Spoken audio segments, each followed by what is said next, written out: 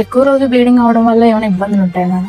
ఎక్కువ రోజులు బ్లీడింగ్ అవుతున్నప్పుడు చాలా మంది పొరపాటు పడేది ఏంటంటే బయటకు పోయేది చెడు రక్తం అనుకుంటారు, కానీ చెడు రక్తం కాదు. నార్మల్ బ్లడ్ పోతూ ఉండడం వలన హీమోగ్లోబిన్ అనేది తగ్గిపోతుంది, ఐరన్ తగ్గిపోతుంది. దానివల్ల కొంచెం దూరం నడవగానే అలసట అనిపించడం, కొంచెం పని చేయగానే ఇబ్బంది, నీరసం అనిపించడము, గుండెదడ రావడము, ఆయాసము, తలనొప్పి, కళ్ళు తిరిగినట్లు ఉండడము, ముఖము, తర్వాత నాలుక, పెదాలు ఇవన్నీ పాలిపోయినట్లు ఉండడం, ఇలాంటి లక్షణాలు కనబడచ్చు. ఇదంతా రక్తహీనతకి గుర్తు. బ్లీడింగ్ ఎక్కువ పోవడం వల్ల సంతానం లేమి అన్నది ఏమైనా వస్తుంది? బ్లీడింగ్ ఎక్కువ పోవడం వల్ల డైరెక్ట్ గా సంతానలేమి కలగకపోవచ్చు, కానీ బట్ ఈ బ్లీడింగ్ ఎక్కువ ఎందుకు అవుతుంది అనే కారణాన్ని బట్టి కొన్నిసార్లు సంతానలేమి కూడా కలగవచ్చు. ఉదాహరణకి ఇప్పుడు పీసీఓడి ఉండి దానివల్ల బ్లీడింగ్ ఎక్కువ అవుతుంటే, పీసీఓడి వల్ల గుడ్డు సరిగ్గా విడుదలవ్వక అలాంటప్పుడు సంతానం అందకపోవచ్చు.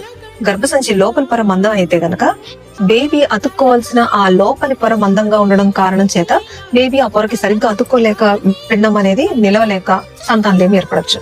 ఇంకా గర్భసంచిలో గడ్డలు, పాలిప్స్ అనేవి వాటి వల్ల బ్లీడింగ్ అవుతుంటే ఇవి కూడా సంతాన లేమికి కారణం అవ్వచ్చు, అంటే ప్రెగ్నెన్సీ నిలబడడానికి ఆటంకంగా మారవచ్చు. ఎడినోమయోసిస్, ఎండోమెట్రియోసిస్ అనే కండిషన్స్ వల్ల బ్లీడింగ్ ఎక్కువ అవుతున్నా కానీ ఇవి కూడా సంతాన లేమిని కలిగించవు.